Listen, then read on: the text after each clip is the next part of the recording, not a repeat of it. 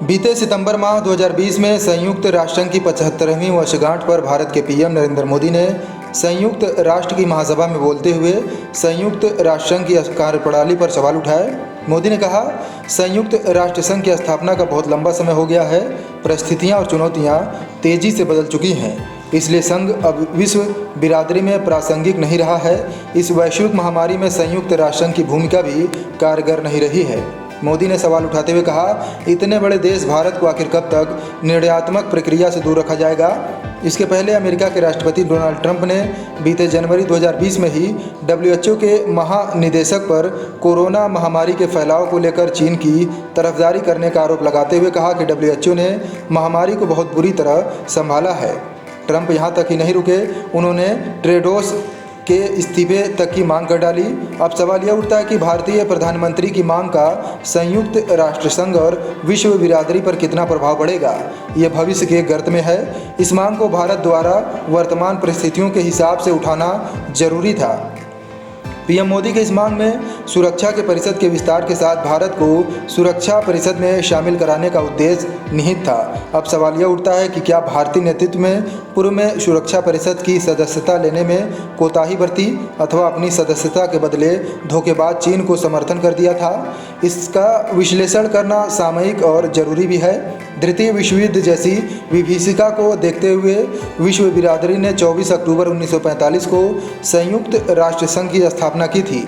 संघ ने विश्वव्यापी समस्याओं से निपटने के लिए और भी संगठन बनाए, जिसमें सुरक्षा परिषद बेहद अहम था। उस समय चीन में राजतंत्र था, कई राजे रजवाड़े अस्तित्व में थे।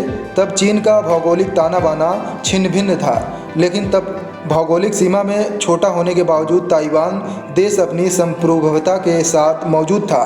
ताइवान का चीन के काफ़ी इलाकों पर प्रत्यक्ष और अप्रत्यक्ष रूप से नियंत्रण भी था।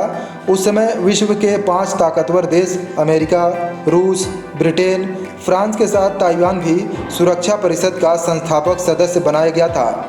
अमेरिका भारत की आज़ादी के बाद से ही चाहता था कि भारत संयुक्त राष्ट्र संघ का सदस्य बने। चीन में 1949 में कम्युनिस्ट क्रांति की सफलता के बाद वहां माओ के नेतृत्व में सत्ता स्थापित हो गई। अब चीन के बड़े भूभाग पर कम्युनिस्ट शासन करने लगे थे। हालांकि ताइवान पर अभी भी माओ की सेना अपना कब्जा नहीं कर सकी थी। चीन ने अब ताइवान की जगह खुद को सुरक्षा परिषद में शामिल करने की मांग शुरू कर दी। उधर पूंजीवादी अमेरिका सुरक्षा परिषद में पहले से ही साम्यवादी रूस के होने के कारण दूसरे साम्यवादी देश चीन को शामिल नहीं करना चाहता था। लिहाजा अमेरिका ने भारत को सुरक्षा परिषद में शामिल कराने का मन बना लिया था। इस बात की पुष्टि तत्कालीन प्रधानमंत्री जवाहरलाल नेहरू की बहन विजय लक्ष्मी पंडित ने खुद की थी, जो कि उस समय अमेरिका में भारत की राजदूत थी। विजय लक्ष्मी ने 4 अगस्त 1950 में अपने भाई पीएम नेहरू को लिखा कि अमेरिकी विदेश मंत्रालय में भारत को सुरक्षा परिषद का सदस्य बनाने की चर्चा जोरों से चल रही है। नेहरू ने अपने बहन को इस बारे में मत प्रकट करते हुए लिखा कि जहां तक हमारा प्रश्न है, हम ऐसा नहीं करेंगे। ऐसा करना कुटिल बात होगी, पड़ोसी देश चीन का अपमान होगा, चीन से संबंध खराब होंगे। हालांकि मैं जानता हूं अमेरिका हमारे इस निर्णय को पसंद नहीं करेगा। इस आशय का हवाला देते हुए नेहरू के जीवन पर पुस्तक लिखने वाले एस गोपाल ने भी अपनी पुस्तक सिलेक्टेड वर्क्स ऑफ नेहरू के खंड 1 के पृष्ठ 248 में लिखा है, 2 अगस्त 1955 को अमेरिका ने चीन की जगह भारत को सुरक्षा परिषद में लेने की पेशकश की, लेकिन नेहरू ने प्रस्ताव को ठुकराते हुए कहा, उनके लिए अच्छा नहीं होगा। चीन एक महान देश है। 1955 में रूसी प्रधानमंत्री निकोलाई बुलागनिन भारत आए, तब उन्होंने नेहरू को सुझाव दिया कि भारत को सुरक्षा परिषद में जगह देने के लिए परिषद में सीटों की संख्या 5 से बढ़ाकर 6 की जा सकती है। अब की बार नेहरू ने पहले से अधिक विनम्र होकर रूस के प्रधानमंत्री से कहा, चीन को पहले यह सीट मिले, तब तक भारत यह सीट नहीं चाहता है।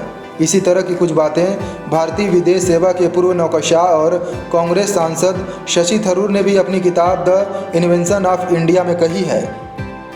थरूर ने कहा, नेहरू ने ताइवान की जगह सुरक्षा परिषद की सीट भारत के बजाय चीन को देने की वकालत की थी।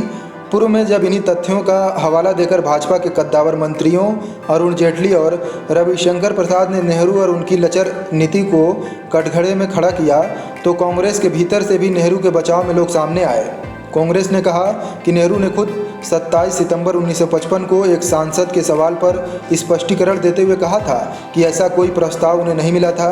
कांग्रेस के नेताओं ने यह भी कहा कि अगर ऐसा प्रस्ताव मिला भी होता तो उस पर अमल करना संभव नहीं था, क्योंकि साम्यवादी रूस साम्यवादी चीन का समर्थन करने के लिए वीटो पावर का इस्तेमाल करता, तो ऐसे में चीन से संबंध तो बिगड़ते ही उल्टा कुछ हासिल भी नहीं होता। यहाँ नेहरू नीति पर सवाल यह भी है कि रूस ने बाद में सुरक्षा परिषद में भारत को शामिल कराने के लिए सुरक्षा परिषद में विस्तार की पेशकश की थी, तो फिर रूस भारत के खिलाफ वीटो क्यों इस्तेमाल करता।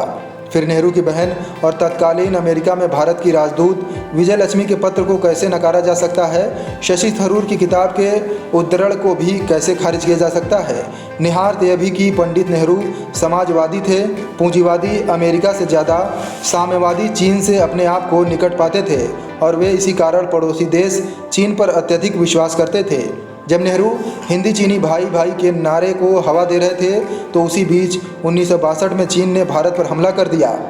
नेहरू की आशा के विपरीत जब चीन ने भारत पर आक्रमण कर दिया तो 8 नवंबर 1962 को नेहरू ने आहत होकर संसद में कहा कि चीन ने पंचशील के सिद्धांतों और भारत की एक तरफा दोस्ती और सदिच्छा के प्रयासों के साथ हमला करके भारी दगाबाजी की है। यह दर्द महसूस करने लायक है कि हम भारतीयों ने जिसने उनकी दोस्ती चाही थी और उनके मुद्दों को विश्व पटल पर जोर शोर से उठाया था, अब खुद ही वह उस देश के साम्राज्यवादी और विस्तारवादी नीतियों के शिकार हो गए। जो कहता है कि वह साम्राज्यवाद के खिलाफ हैं, उन्होंने आगे कहा कि भले ही चीन अपने आप को एक कम्युनिस्ट देश कहे, लेकिन उसने दिखाया कि वह एक विस्तारवादी और साम्राज्यवादी मानसिकता से ग्रस्त देश है जो लगातार दूसरों पर हमला करता रहता है। नेहरू का यह कथन उनके द्वारा चीन के सुरक्षा परिषद में समर्थन के आरोप के सत्यता की ओर इंगित करता है। संयुक्त राष्ट्र की सुरक्षा परिषद को पूरी दुनिया की पुलिस कहा जाता है।